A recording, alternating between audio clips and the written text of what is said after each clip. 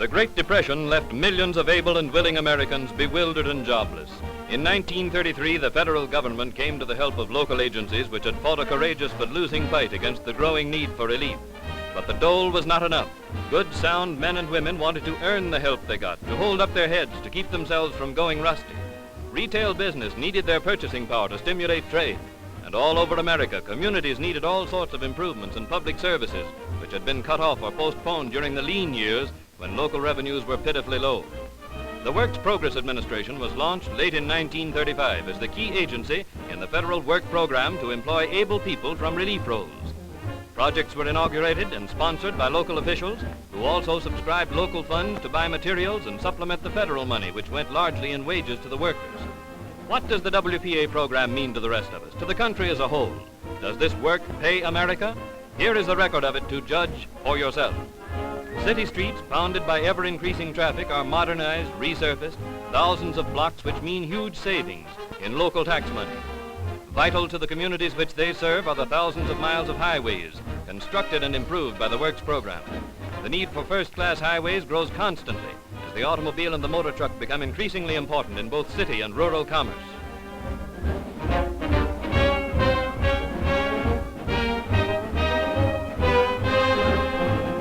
In many regions, great loss has befallen farmers and other rural residents during periods of bad weather which made secondary roads impassable. The need for adequate farm-to-market roads, which would make the transportation of farm produce independent of weather conditions, has been recognized in all parts of the country. But not until the beginning of the Works program was it possible to initiate a general plan for the development of farm-to-market roads. This plan brings immediate improvement in local business and property values wherever a secondary road is completed. At last, the farmer finds it possible to reach his market over well-constructed, weatherproof roads. In all these construction projects, local labor is employed, and wherever possible, the raw materials are obtained from quarries in the immediate vicinity. How big is the WPA road program? In its first 18 months of operation, the mileage end to end would have stretched 5 times around the earth. In many parts of the country are regions which depend largely upon the tourist's trade as a local industry. Areas of great scenic beauty have been made available to thousands of visitors through the development of systems of roads in national and state parks and at other centers of attraction for tourists. Many of these vacation spots were completely inaccessible before the assistance of the Works program made road construction possible.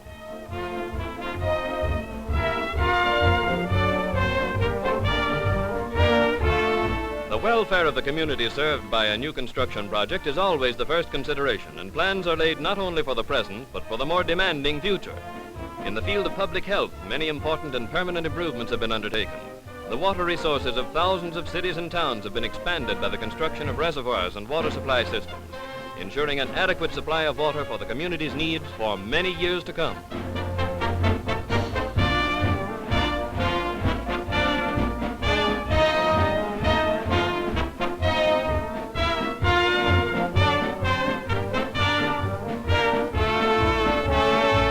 A particularly interesting example of a long-felt need met by the Works program is this reservoir at Atlantic City. Although this resort entertains millions of visitors every year, it never has had an adequate water supply until this reservoir was built.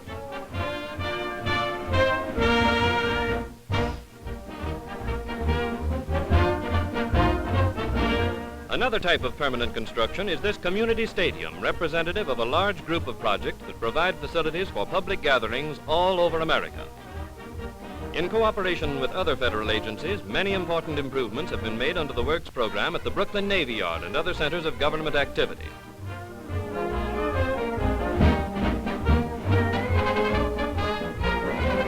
As an aid to traffic, hundreds of new bridges have been completed, designed to withstand high waters and the pounding of heavy loads. Thousands of other bridges have been repaired and made safe. Many cities have been freed from the peril of disease by the provision of modern, scientifically correct sewage systems, which often replace antiquated systems entirely inadequate for the needs of the community. Developments such as these are always undertaken with the cooperation of the public health agencies serving each locality, and the projects are carried out under the supervision of competent sanitary engineers.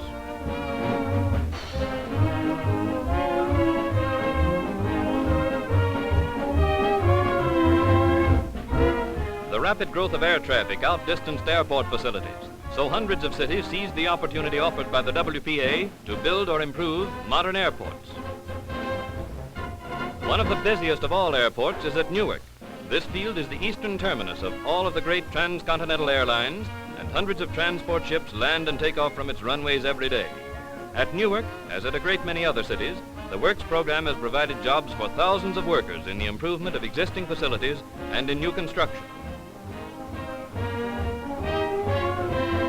At Cleveland, great industrial center, emergency workers built an immense landing mat, the largest single piece of paving in the world. At Detroit, both construction and improvements were completed. Second largest of American cities and first in rank in transportation is Chicago, where an extensive program of airport improvements have given the city adequate air terminal facilities.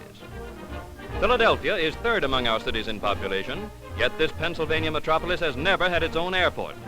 Passengers bound for Philadelphia by air have been forced to land in another city, in fact in another state. Not until the Great Works program became a reality was it possible to begin the construction of this air terminal on the site of the famous Hog Island shipyards. The increase in air transportation has also made necessary the development of hundreds of emergency landing fields along the regular flying routes. Frequently the need for these fields is greatest where the work of preparation is most difficult, but safety in passenger transport requires the clearing of fields at frequent intervals. In the larger cities where the concentration of population is greatest, slum clearance projects have been undertaken. In some areas, new modern housing developments will be erected, providing better living conditions for workers in the low-income groups. In other locations, the land cleared will be used for public parks and playgrounds. In all parts of the country, the letters WPA are a symbol of progress and improvement. On buildings under construction, they mean the replacement of inadequate public facilities by new, well-planned structures. On buildings under repair, they mean the preservation of existing structures for greater utility. Many thousands of such jobs as these dot the map of the United States, giving work and hope to people who can't find jobs, impetus to retail trade and heavy industry, and permanent improvements to a host of communities for the years to come.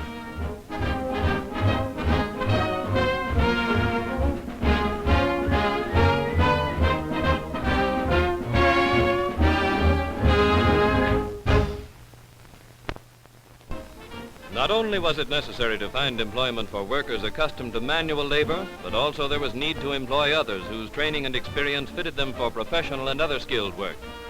For these so-called white-collar workers, each community had to plan jobs which would utilize and preserve their skill and training. And above all, the work must be useful, a real contribution to the welfare of the community.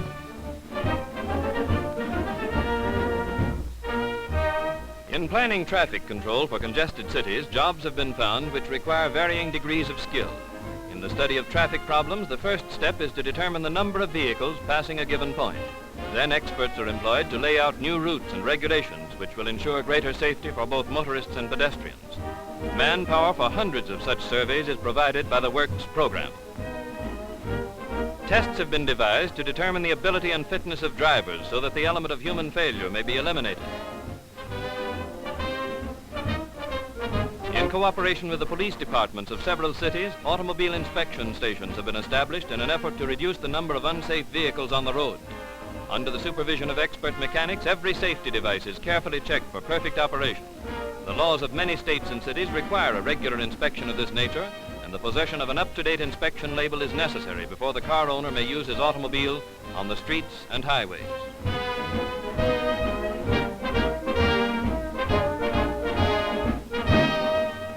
Another example of useful employment is found in the sewing rooms operated by the Works program in practically every city in the country.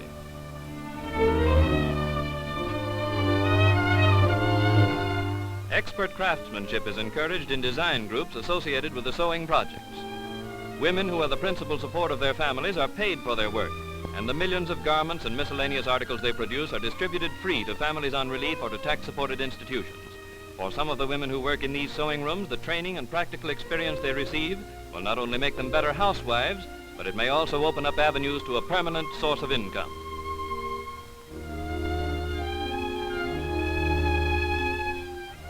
Many other types of employment are provided for women. In a number of weaving projects, instruction is given in an interesting and useful craft. Part-time employment is provided in many kitchens where clean, wholesome school lunches are prepared for undernourished children of needy families.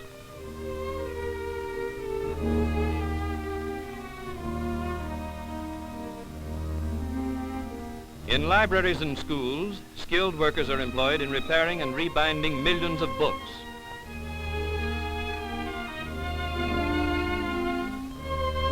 In many places where books were hard to find, over 2,000 traveling libraries now supply the demand for knowledge and entertainment. In public nursing projects are employed graduate and registered nurses who have been removed from the relief roles. Some of the nurses visit homes, often in isolated localities, bringing instruction to needy and working mothers in the care and feeding of children. Special attention is given to maternity care and general health supervision. Where no other medical assistance of this nature is available, the nursing projects bring health and happiness where formerly death and misery were all too common. Their visits run into the millions. New interests have vanquished the darkness of despair in the lives of thousands of sightless men and women as a result of several projects in which books and maps have been translated into Braille, the written language of the blind. The proofreading of these works is done by sightless experts. In some cities, instruction is given in the reading of Braille maps. The tragedy of blindness has been the lot of thousands of our people in regions where trachoma, a dread eye disease, is prevalent. Many of its victims are prevented by poverty, isolation, or infirmity from receiving medical attention. To these people come visiting nurses to examine suspected cases, and provision has been made for transportation to free clinics. With this assistance, medical science has found it possible to control a disease which is a menace to young and old alike, in many cases affecting every member of a large family.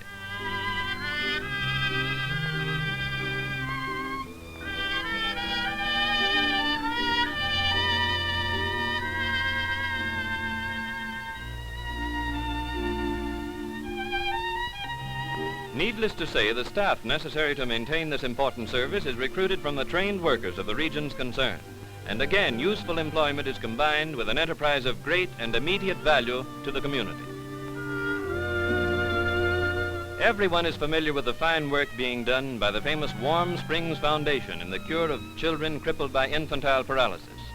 To thousands who would otherwise be hopeless cripples for the rest of their lives has been given the chance to overcome their handicaps. Much of the success of the treatment given at Warm Springs and elsewhere depends upon the existence of therapeutic pools in which patients may gradually recover the use of their muscles through exercise made easier by the support of warm water. In many parts of the country, WPA labor has constructed pools such as these, and trained WPA workers make up the staffs which assist in the medical treatment.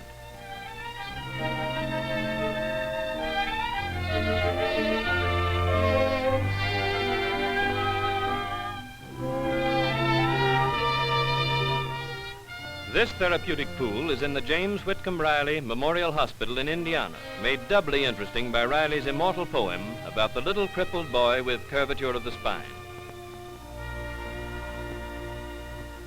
In hundreds of cities, the Works program safeguards the health of many thousands of normal children of preschool age. In nursery schools, the children of needy and working mothers are provided with the best of care and medical supervision. Projects which are part of a broad educational program in which the WPA has helped millions of children and adults.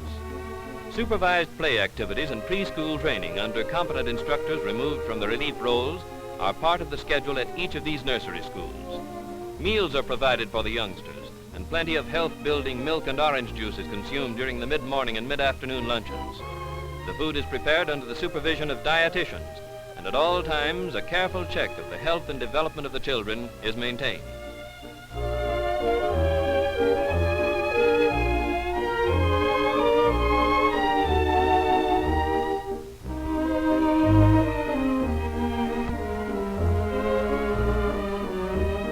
In these nursery schools, the youngsters acquire habits which will guard their health later in life.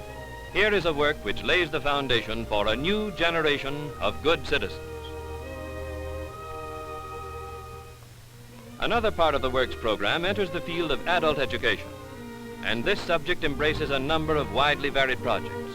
Some of the most interesting of the WPA projects in adult education are the classes in which hundreds of thousands of foreign-born people learn the language and customs of their adopted country.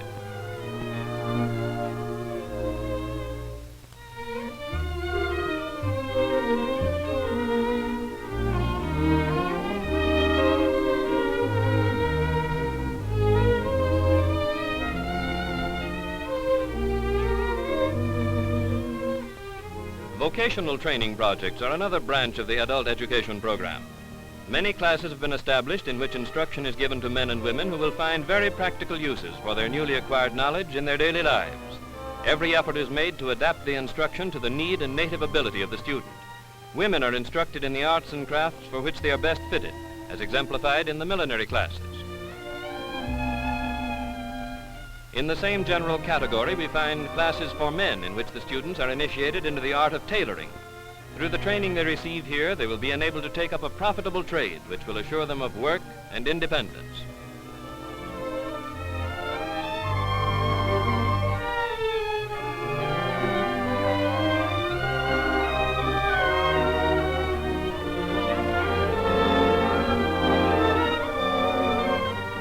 A project which combines rehabilitation and education is found in the many household training classes operated by the W.P.A.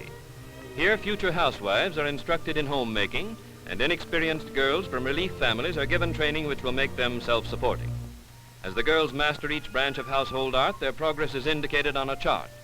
Upon graduation, the girls are placed through an employment service conducted by the Works program.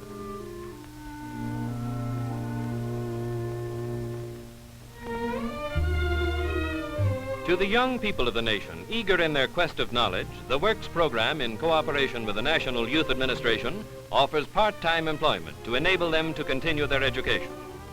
The type of employment offered is determined by the needs of the community in which the young people live. In fruit-growing districts, canning units have been set up in which girls can and preserve fruit for local householders. Part of the product is distributed to families on relief.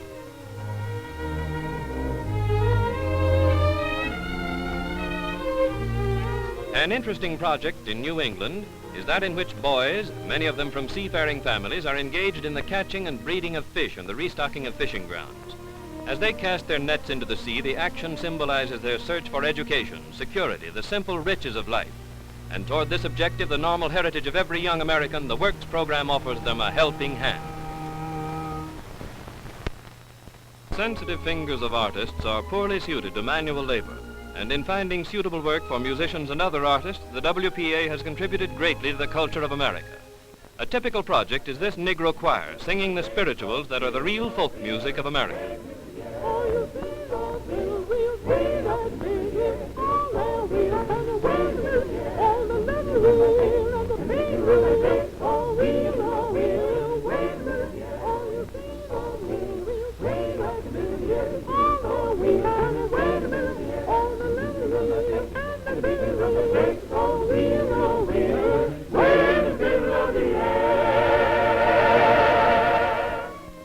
Painters, too, contribute their bit to making the Works program a real and permanent accomplishment.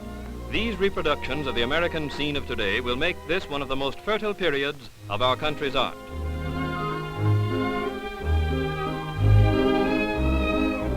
Some of this work is done on canvas, but much of it is created on the walls of our schools, libraries, and other public buildings in the form of mural paintings. Of particular interest is the great mural in the mess hall of the Military Academy at West Point, depicting great warriors of history.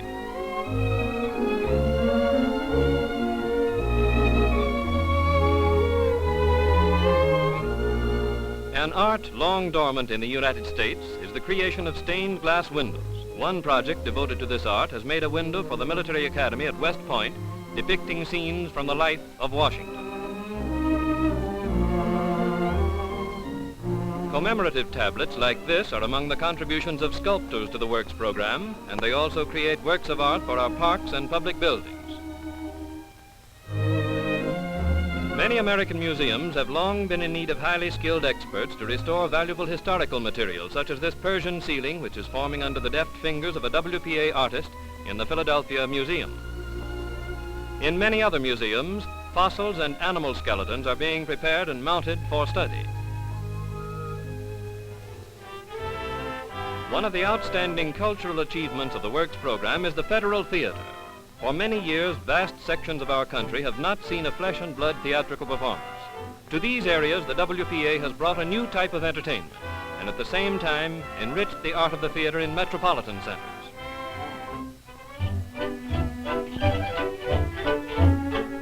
Federal theater presentations are of many types.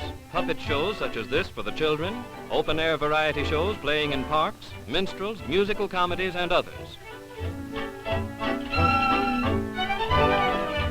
Here are excerpts from 3 of the most popular Federal Theater presentations, starting with Gilbert and Sullivan's operetta, Pinafore.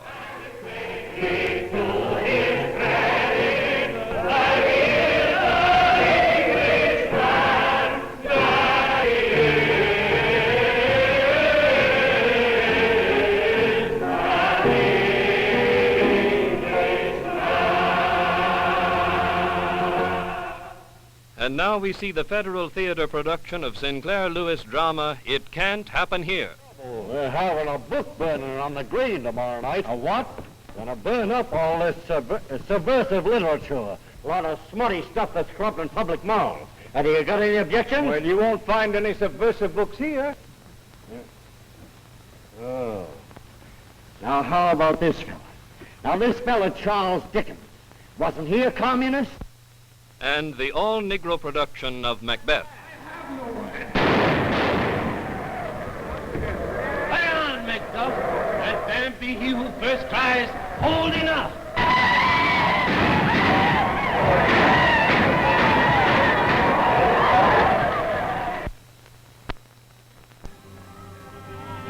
Inevitably comes disaster, as it has through all the ages of history. So today, flood, fire, and famine relentlessly persecute the human race. In this land of ours, so bountifully supplied by nature with fertile lands and rich forests, disaster has taken a terrible toll. Raging floods have swept the green valleys, imprisoning great cities in the grasp of icy waters, leaving destruction and the threat of disease in their wake.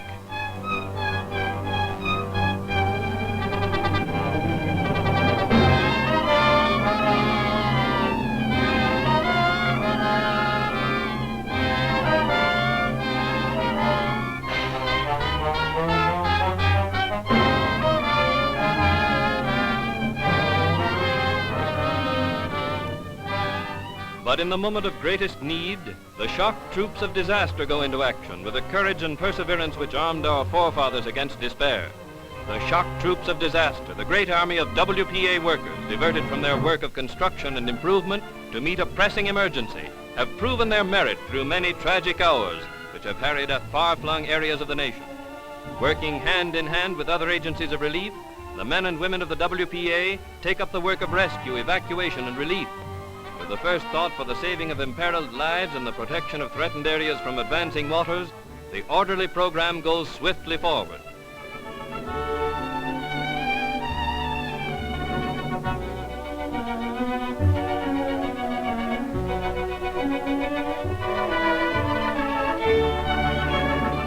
Food is distributed to flood victims from outdoor kitchens, and carloads of warm clothes and bedding are rushed to shivering refugees from WPA sewing rooms in many states.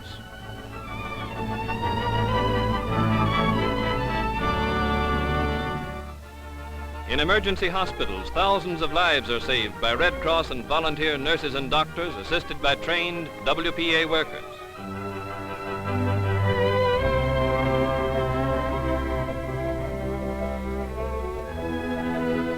For hundreds of miles along the flood area, the WPA supplies the shock troops that hold the river within man-made walls. Levee workers transport material by hand, by truck, by boat. Working day and night, they fill countless thousands of sandbags, raising the levees above the record crest. Often working under the skilled direction of Army engineers, relief workers fight the flood at every point.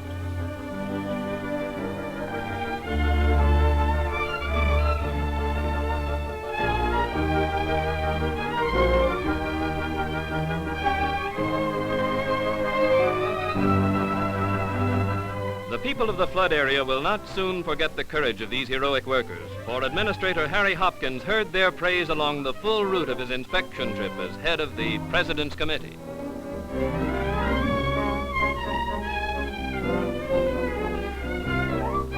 As the waters subside after the work of rescue is completed, comes a new battle against the threat of disease. The wreckage and debris left by the flood must be quickly removed. Proper conditions of sanitation must be reestablished to prevent the epidemics which were once certain to take an additional toll of life. And so, from the first moment of danger to the day when life again takes up its even flow, the Works program offers aid to those who need it most.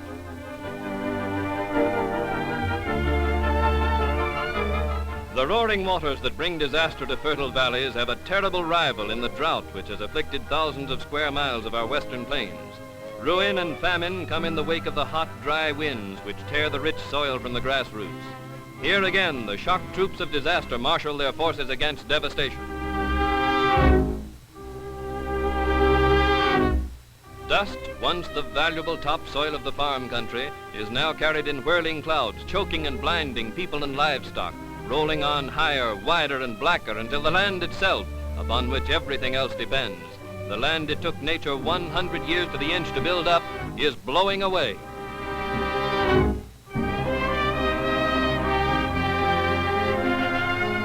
In this emergency, too, the shock troops of disaster marshal their forces against devastation. With the aid of W.P.A. workers, food, housing, and medical care are provided for those who have been driven from their homesteads by the threat of famine.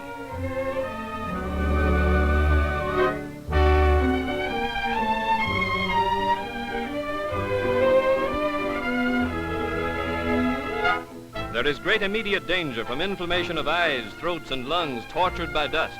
Expert clinical care for children and adults is provided to minimize the danger to life and health.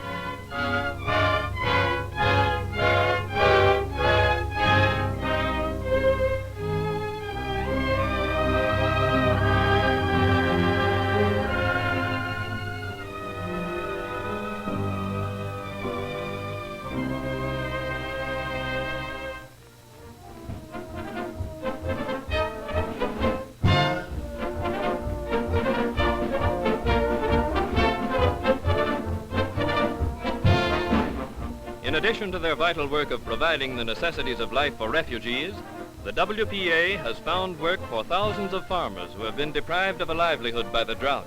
These men are working on projects important to the afflicted area, such as roads and fire lanes. To them, this work provides a means of carrying on in the face of the hardships inflicted by nature.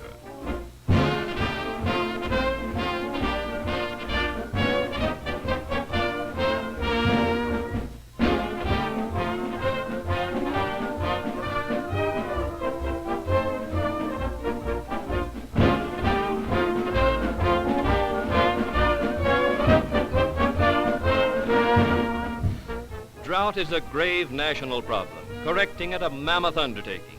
As a step in this direction, relief workers are engaged in the construction of many dams to conserve future rainfalls.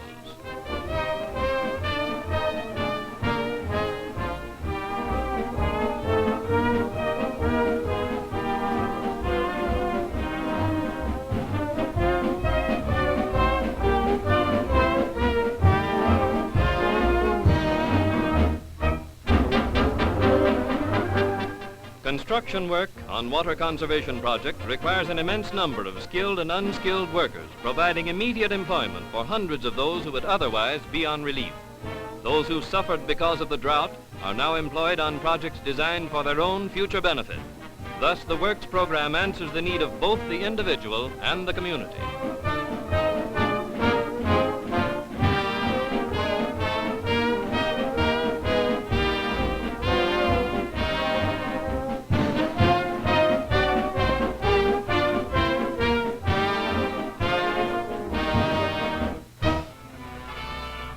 With drought comes the added peril of fire, an ever-present danger to lives and property in forest-covered regions. Fire is a constant menace to one of the nation's greatest assets, the great timberlands which are so important to industry and to the very life of our soil. When the hot sun through long rainless weeks has baked leaves and wood to the dryness of tinder, it requires only the spark of a cigarette or a flash of lightning to bring about devastation and ruin. Manpower is needed to fight the flames, to prevent the spread of fiery destruction. And again, the shock troops of disaster rally to the challenge, dropping their normal work of construction and improvement to respond to the emergency needs of the nation.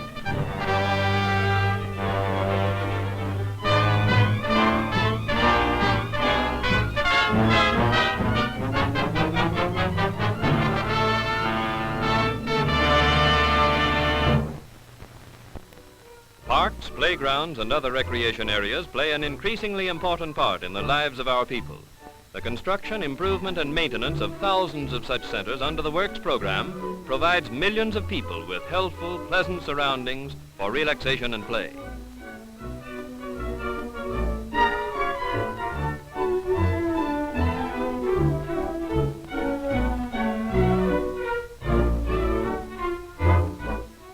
regions of congested population, the WPA has cooperated with national and state park agencies in the improvement of recreational areas easily accessible to those who live in large cities. Countless thousands of men, women, and children each year make use of the new facilities for play and relaxation. In the cities themselves, playgrounds have been opened in every conceivable location. Employment has been provided for thousands of skilled and unskilled workers engaged in the preparation and equipment of parks and playgrounds where children who formerly were forced to play in the streets may find safe recreation. Many of these playgrounds are staffed by trained instructors drawn from the relief roads.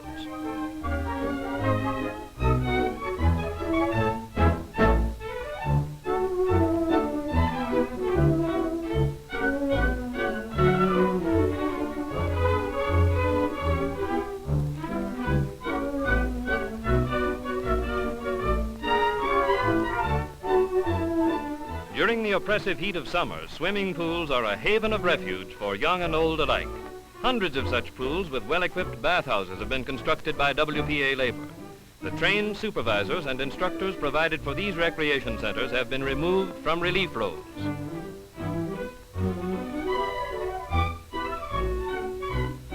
A new idea in bringing happiness to underprivileged children is the toy lending library established as an experiment in an eastern city. A large supply of toys is kept on hand and the youngsters are allowed to borrow one at a time. Hundreds of young children find their dreams brought to life in this novel enterprise.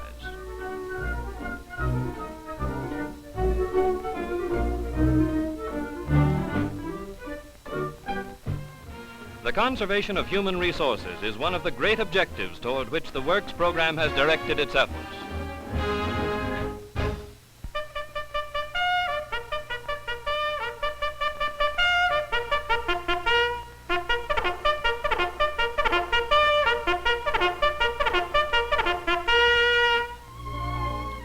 The boys and girls of today are the citizens of tomorrow, and it is our responsibility to assist them in becoming good citizens. Underprivileged children and those formerly cared for in various institutions have been removed from unhealthy environments and given a chance to spend at least part of the year in the wholesome atmosphere of camp life.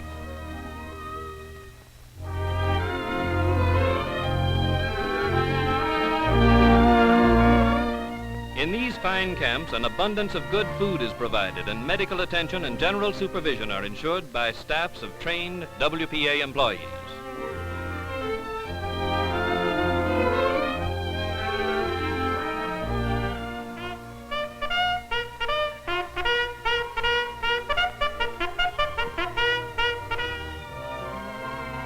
National monuments and regions of historic importance, such as Fort Niagara, attract thousands of visitors from all parts of the country, and the pleasure which these visitors derive is enhanced by the improvements and maintenance provided by the Works program.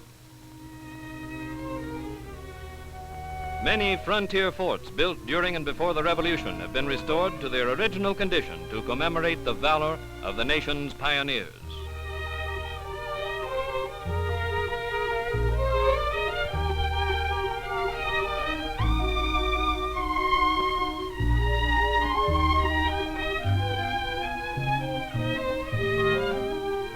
Parts of several Midwest states provided the background for Abraham Lincoln's early life.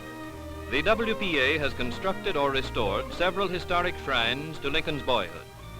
Here are cabins representing the store in which he worked, his early home, the law office from which he borrowed books, and other reminders of the presence of this great American.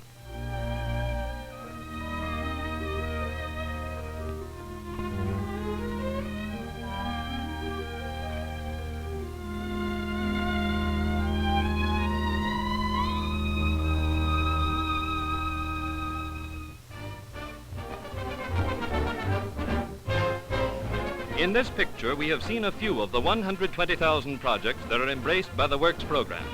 Each of these projects has been planned to meet a real need in the community which it serves. To take care of the unemployed, as well as to confer real and lasting benefits on the people of the United States, is the object of the WPA. Under this program, work pays America.